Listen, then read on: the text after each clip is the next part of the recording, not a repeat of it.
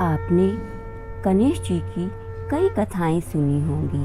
उनका जन्म कैसे हुआ, उन्होंने कैसे अपने माता पिता की परिक्रमा कर संपूर्ण ब्रह्मांड का ज्ञान पाया। लेकिन आज मैं आपको जो कथा सुनाने जा रही हूँ वह बहुत ही रहस्यमयी और दुर्लभ है। एक ऐसी गाथा जिसमें गणेश जी ने स्वयं काल यानी समय के स्वामी को पराजित किया था।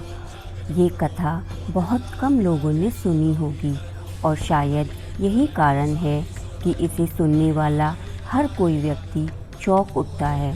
ये कथा है गणेश जी की। ये कथा है गणेश जी और काल की गुफा की।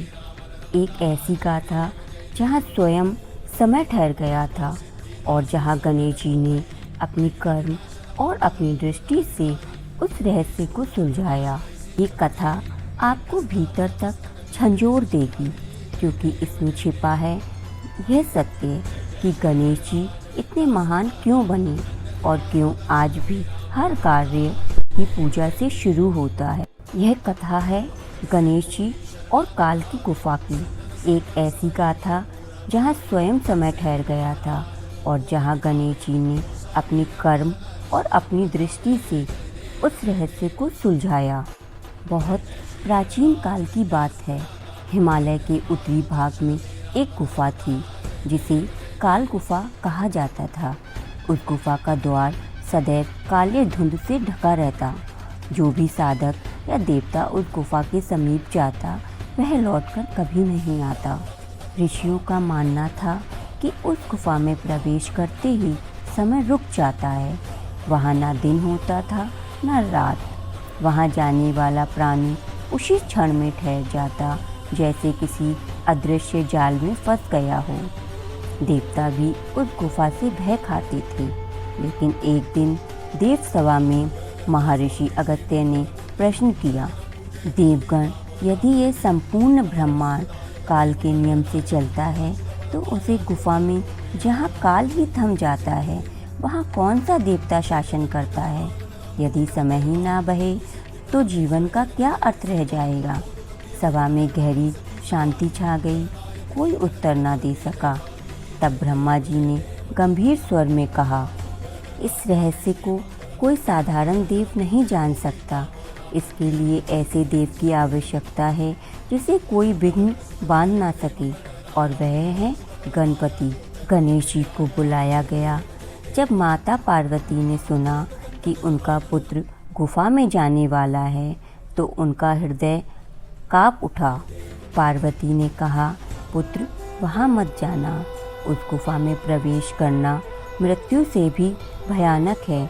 वहाँ समय ही रुक जाता है और समय रुक जाए तो जीवन भी रुक जाता है। गणेश जी शांत भाव से मुस्कुराए और कहा, माँ, जहाँ सत्य छिपा है वहाँ जाना ही मेरा धर्म है। यदि कोई स्थान समय को रोक देता है तो उसका रहस्य खोलना आवश्यक है। वह नहीं होता। शिव ने गंभीर मौन में अपनी सहमति दी और गणेश जी अपने छोटे किंतु दिव्य स्वरूप में गुफा की ओर बढ़ चले। गणेश जी ने जैसे ही गुफा का द्वार पार किया, समस्त वातावरण बदल गया।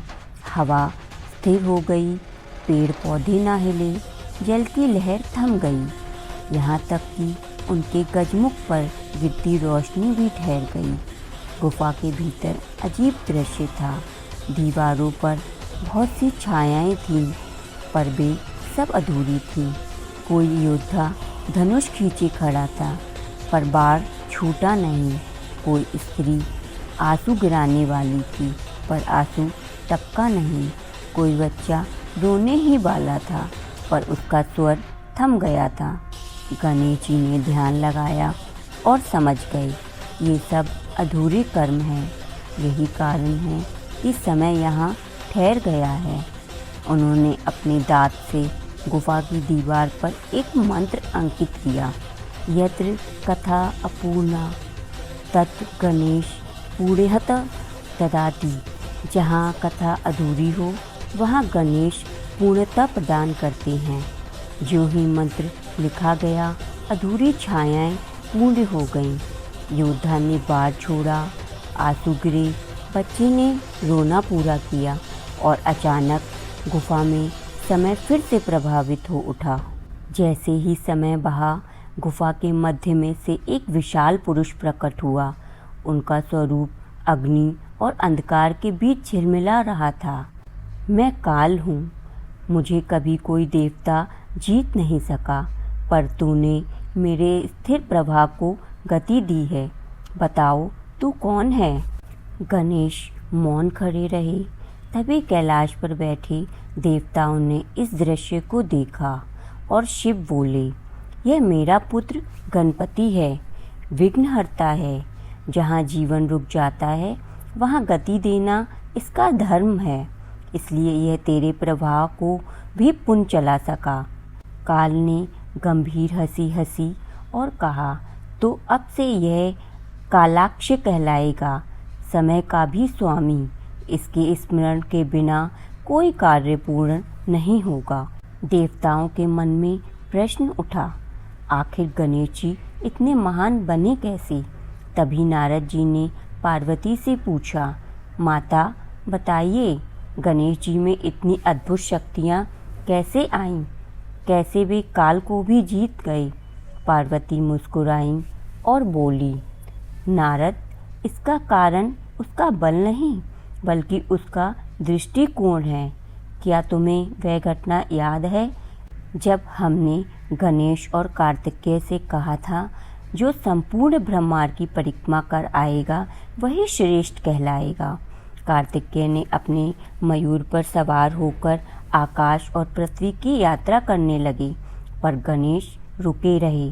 उन्होंने हमें प्रणाम किया और 3 बार हमारी परिक्रमा की। फिर उन्होंने कहा, संपूर्ण ब्रह्मांड माता पिता के चरणों में ही है। जो उन्हें समझ ले वही संपूर्ण सृष्टि को समझ लेता है। उस दिन से ही उन्हें बुद्धि और सिद्धि का अधिपति बना दिया गया और यही कारण है कि आज काल भी उनके आगे नतमस्तक हुआ।